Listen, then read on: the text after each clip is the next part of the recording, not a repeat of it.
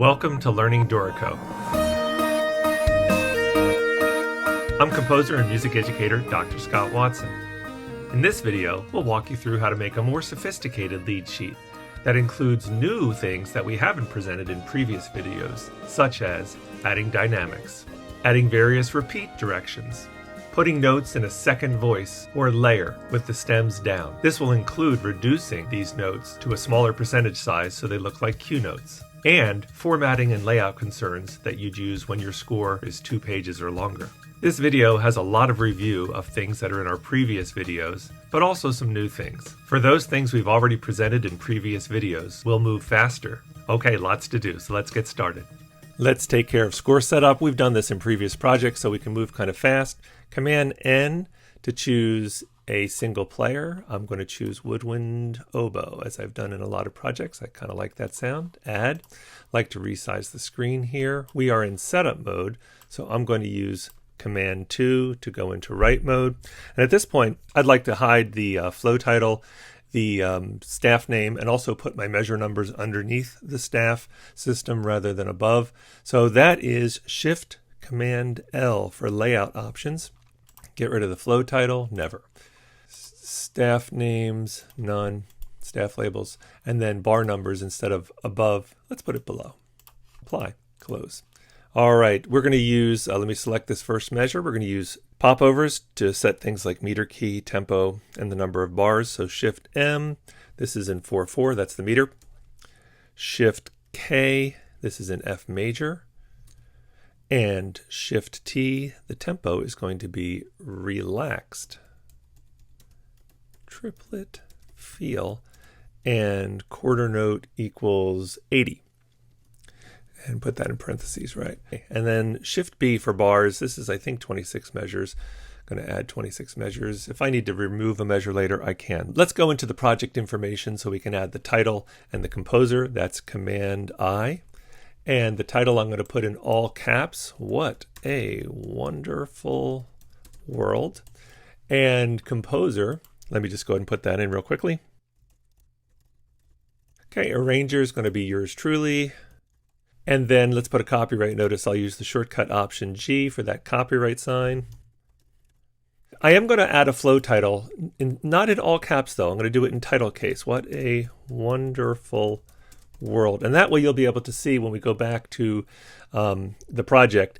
On page 2 at the top center, we're going to want to see the title of this piece. And on all subsequent pages, Dorico uses a placeholder, a token, in the default layout. So that's why you have to put the flow title in if you want to see that appear at the top center. And I do. It'll be clear later, but this is all good. So apply and close. And now I have page 1 at least looking like I want. We don't have a page 2 yet. I do want to add the arranger field text frame here, and that is in engrave mode. So Command 3, let's go into engrave mode. Let me close this panel over here so I can get more room. I'm going to use the frames tool and put a text frame here.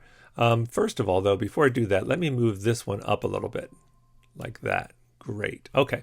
And now I'm going to draw using this text tool. I'm going to draw another frame just right below that. We've done this in past projects. You kind of know what I'm talking about. Make sure its dimensions are the same. And then I'm going to double click in here, copy and paste this token for the composer, and that's Command C to copy it.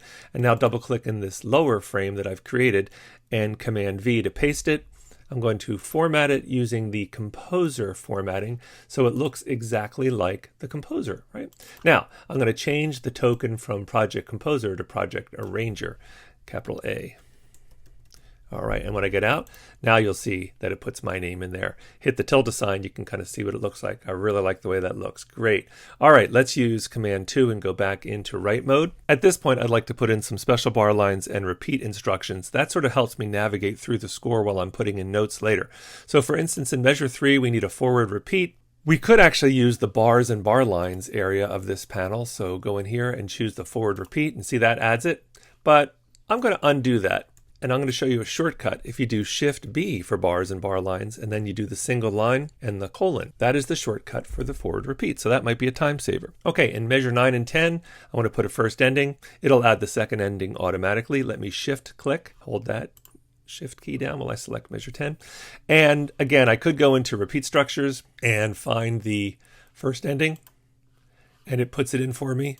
But I want to show you another shortcut. Let me get rid of that. Selecting 9 and 10, if you do Shift R for repeat structures and just type in first ending.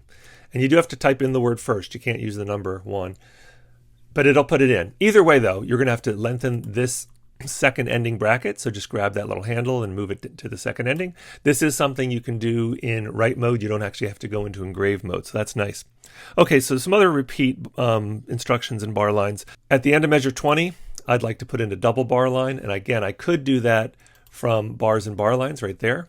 See, there it is. But I'm going to show you the shortcut. Shift B and just put 2 lines and hit return. And that's another way to put it. By the way, while I'm in measure 20, let's also put the DS Coda. That's here in repeat structures. And there it is, DS Coda. And if I don't like the placement of it, we can change that later. But for now, I'm just going to leave it. Another repeat instruction that I want to put in measure 3, right? This DS Coda takes us back to measure 3. So let me select this here, and let's actually put the Senyo sign. There it is. And then in measure 8, let me close this. In measure 8, let's select the end of measure 8. Let's go ahead and put 2 Coda. So that's here, 2 Coda. There we go. And again, I can move the placement of it later. And then at measure 21, this is where we want to label the coda. Go into repeat structures and label coda. Now, say you don't want the word coda, you just want the coda sign. All of these repeat instructions can be edited to look exactly like you like it by doing Shift Command E, go into the engraving options, and then find repeat markers. And then under repeat markers, you have a bunch of choices here, right? But under repeat markers, instead of coda with the coda sign, let's just choose the coda sign and say apply and close. And now we just have the coda sign. Okay, lastly, I want to put some rehearsal numbers in. If I select a measure and do Shift A, I get a rehearsal number. However, it's not a number, it's a letter, right? And that's another engraving option. Let's go Shift Command E and take a look at rehearsal. I'm just searching for it this way. Rehearsal marks. Could have scrolled down to it. Notice that letters is the default. I'm going to change it to bar numbers. That's not something I just want for this project. I always want bar numbers. I never want letters. That's just me. So I'm going to actually save this as a default so I never ever have to change it again and say apply and close. And notice that it's now 3 instead of A. I'd also like to have measure 13 labeled the same way right after the second ending. So Shift A is the shortcut for adding a rehearsal number. And now I've got that. This is a good time to save. Command S. Put it on the desktop, wonderful world, and my initials. And now we're ready to enter notes. A good amount of this note input will be review, so I'm going to skip over it and let you do it on your own. But let me start out by going into note input mode, hit the return key, the shortcut, and then I'm going to press K because I like to do pitch before duration, which means I'll be able to select notes on my MIDI keyboard and then use the rhythm keyboard shortcut on the QWERTY keyboard that will help me just step enter the notes one at a time. The first measure and part of the second measure, I'm going to use the forward arrow because it's all just slash notation, and we'll put that in later. But we don't have actually any notes until the 4th beat of measure 2. So hold down the C, press the shortcut 5 for the 8th note, E, 5, and then the dotted quarter, well, press F and then 6, but then hit the period to get that dot. And then the A is a 5, that's an 8th note, and then the C is 7 for the half note. Let me go back though and put the slash notation in the opening 7 beats. So if I select those, and I could either do Shift R and repeat structure and type slash, that'll turn it into slash. But let me also show you where that was. I could go into repeat structures and all the way down at the bottom, rhythm slash, create slash. Either way, one nice thing about when you create a slash region, you can actually change where the slash region is later by this slider. But we do want those first 7 beats to be slashes. Okay, so that's good. Let's go back into measure 4 and pick up, hit the return key, pick up the note entry. I'll use the forward arrow to get an 8th note in. Hold down D. This is a bunch of 5. And then C, that's 7, and then forward arrow to get an 8th note forward. I'm going to close this panel so you can see more of what I'm doing. B flat, 5, 5, 5, and then A, half note, 7, forward arrow, and then G, 5, 5, 5, and then F, 6. But I'm going to tie this, so hit T. Now the next 3 notes are triplets. Just to review triplets, we've shown you this in other videos. If you press the semicolon, it defaults to the triplet, and now the next 3 notes I put in will be triplets. I'll hold down the F and hit 555, and notice that they are triplets. Just remember that once you're in triplet mode, you have to get out of triplet mode, or everything you do will be triplets, and you'll have some really wacky rhythms. So let's do the colon shortcut to get out of triplet mode, and then you can continue. Let me just do one more measure like this. So 6 for that F, and then tie, and then we have triplets again. So semicolon, and then 555, and remember to do colon to get out of that, and then the next F would be 7. Okay. So I'm going to go ahead and put in all the notes up to measure 20, not including measure 7, 8, and 21, 22, where there are those lower level stems down notes. I'm not going to do that. I want to show you that. But I'm going to put in all the notes up to measure 20. I'll meet you when I'm done. You should be able to do that on your own.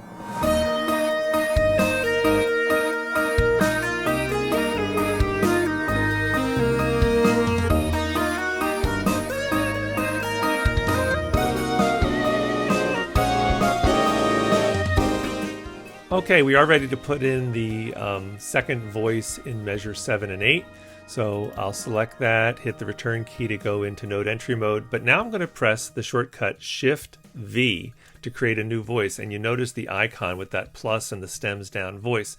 So the next notes I add will not be in voice 1, which was already created. It'll be in this newly created voice 2. I'm going to play the D flat, C, B flat, A flat, and then the G is a half note. Now, I'm going to get out of that, escape, and then some things I'm going to do is like hide this rest. So that would be edit, remove rest. And then I want to select these lower level notes. Now, if I do shift click and select that, it'll select all the notes.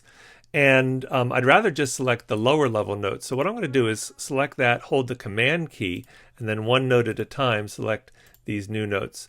And that's a quick way of selecting just the lower level. I do want to show you though, if you wanted to, you could select, let me shift click all this.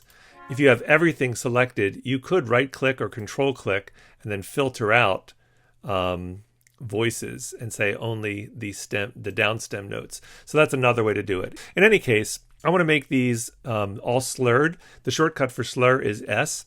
That puts the slur on it. One more time, let me command click these notes because I also want to make them cue sized. And that is, if I open up the properties panel, command 8, and then choose scale, I can say make them cue size. Close the properties panel, and that looks exactly the way I want them to look. All right, I wanted to put in the notes of the Coda with you because there's some special instances. Let's hit the return key, go into entry mode, and we'll put in that whole note A, T for tie, 7. Now, because this is a tied note, you can't put a dot on a tied note. Watch what happens if I hit the period. It actually doesn't respond the way we wanted it to, right? It doesn't just make it a dotted half. We can actually stretch that note out, though, by using the shortcut Shift, Option, and forward arrow. First hit it once, it makes it an eighth note longer. Hit it a second time, and it makes it a whole quarter note longer, or the dotted half. So that's the best way. The other way would be just to put in the half note without the tie, then add the dot, and then go back and add the tie after the fact. So however you want to do it, but that Shift, Option, forward arrow for lengthening a note is a really neat shortcut. On beat 4 we have some triplets. These triplets start with a rest. Another thing that I wanted to show you. The easiest way would just be to put in that rest as a note and then delete it. So I'm going to hit semicolon to enter triplet mode, and then hold down the A and do 5 3 times. But now I'm going to go back to this one and hit delete and get rid of it. Okay, continuing on in the next measure, go into note entry mode, triplet, and we have quarter note triplets. Then have to press colon to get out of triplet mode. And then forward arrow to get over to the second beat.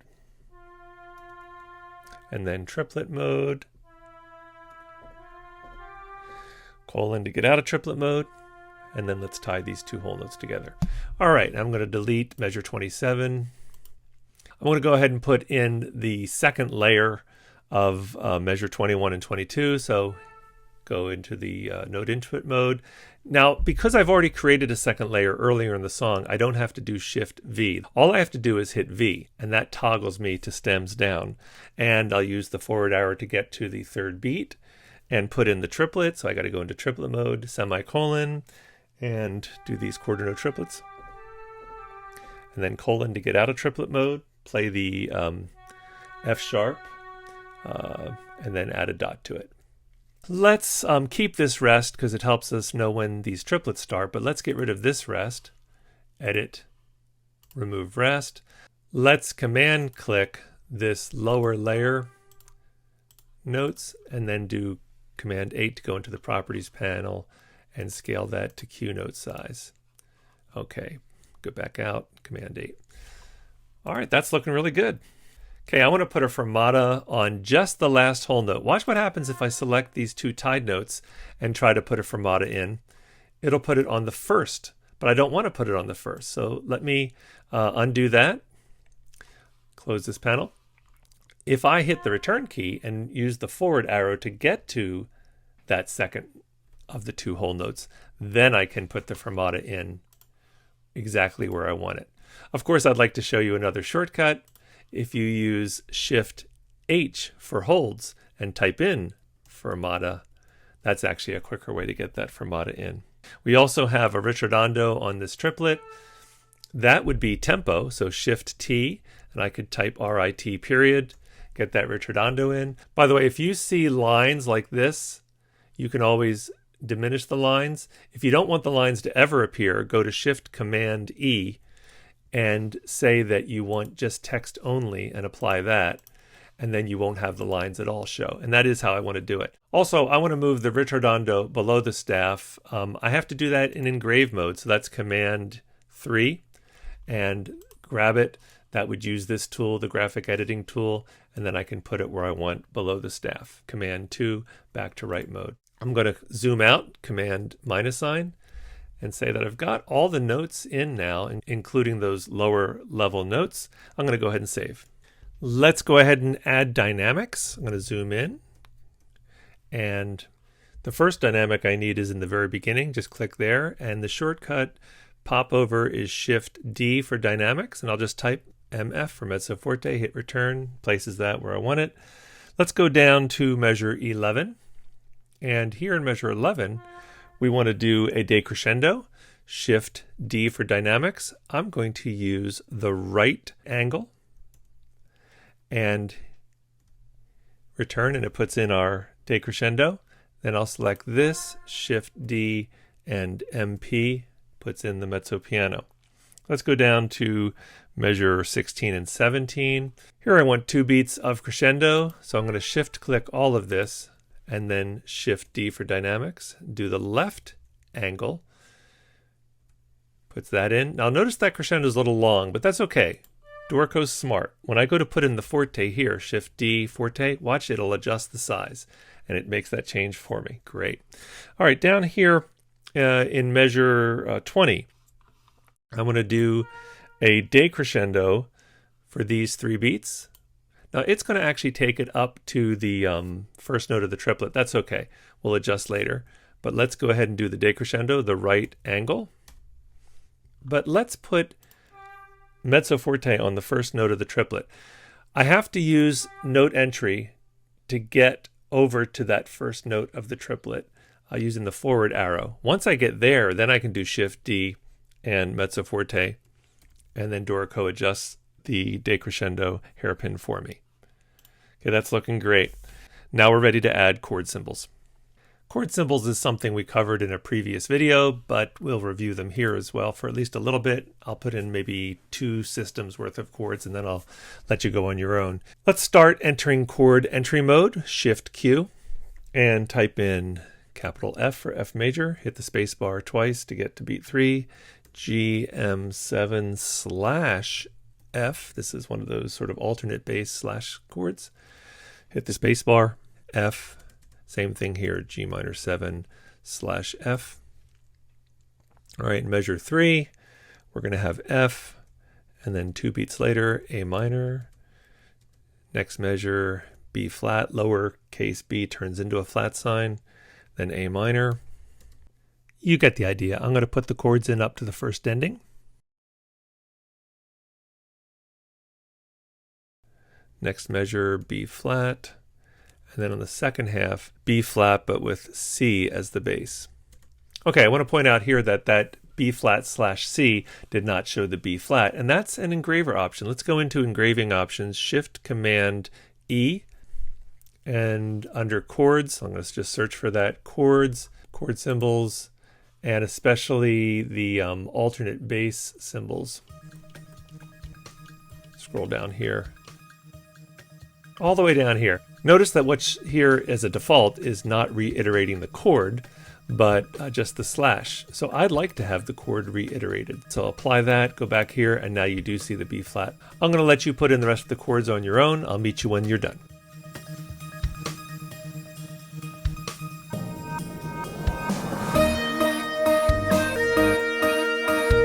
Okay, I want to point out here when we get to the A minor 7 and then in parentheses flat 5 and then close the parentheses. Notice that Dorico does a great job of turning that into a good looking chord symbol.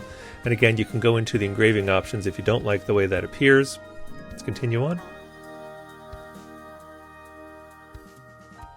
All right, all chords in. Certainly want to save. Let's zoom out and see how it looks. Go ahead and take a moment just to proofread all your chords to make sure they're put in correctly. Now it's time to go into engrave mode and take care of format and layout issues. Command 3 takes us in there.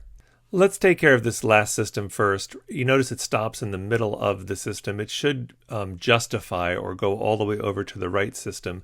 That's a layout thing. Let's go Shift Command L, go into layout options, and under note spacing, you'll see that the default is to only justify a final system when it takes up more than 50%. And this doesn't take up more than 50%. I don't like that. I'm going to turn it off and apply it. In fact, I'm going to save that as a default so that it never does it again. And apply that. We go back and you'll see that now it's taking up the whole width of the system. Next, we'll create system breaks. There is a create system break tool here. The shortcut is Shift S. So either way, let's see. The first time that I want a system break is after measure 4. So 1, 2, 3, 4. So right here at the beginning of measure 5, I can either say create system break like that, or I could do Shift S, which is what I'm going to do going forward. Beginning of measure 8 would be my next system break. So 5, 6, 7. So right here, beginning of 8, Shift S puts the system break in. The next time I want 11 to be the beginning of a system. So that would be right here, the second ending, this note here, and then Shift S. And then we want measure 15 to be the beginning of our next system. So Shift S. And then we want 18 to be the beginning of the next system. So that's right here, 18, Shift S. And then we want the beginning of the coda to be the beginning of the next system. Select this first note. There we go, and Shift S. And then we want measure 24 to be our last system. So 21, 22, 23. So right here at measure 24, Shift S. Okay, notice it's now taking us over to 2 pages. In fact, we want to have 2 systems on the second page. So for that, we're going to create what's called a frame break. I'm going to select the first note of this system and say create frame break. And that is going to pop that over to the next page. If I hold down the tilde key, I can see what this looks like without all those other markers. And actually the first page looks really good. I don't really need to do a whole lot with the first page. There's a few little things, but let's go to the second page, scroll over, and you'll see we need to have some staff spacing adjustments. So we'll use the staff spacing tool, and I could drag a staff system by its handle, or I could click, hold, and drag around multiple handles and then use the shortcut Shift Option and either the down or the up arrow. I'll use down to get it to go down. And it moves them uniformly. Let me hold the tilde key. That looks great. Maybe a little bit more space here. Okay, I'm going to go back to the graphic editing tool. I'd like to move this DS al Coda a little further away from the chords. I'd like to move my ritardando out of the way of that so we don't have any collisions. Most of that stuff Dorico takes care of, but there are a few things, maybe the Coda sign, move that back here.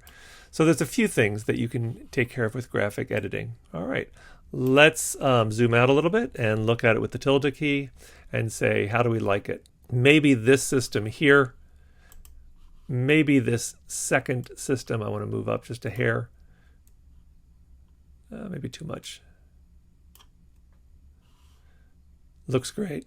Let's use this and move the Coda to Coda, move that a little bit higher. Maybe this rehearsal number I'll just move over a little bit, nudge it over a little bit. But this looks really good, and most of the formatting Dorico did automatically for us. We didn't have to do it. I want to go back to write mode and zoom in a little bit. A great way to proof something is to play it, but before we play it, I want to show you a few things. If you want the chords to play, you have to go into play mode and turn on the chords.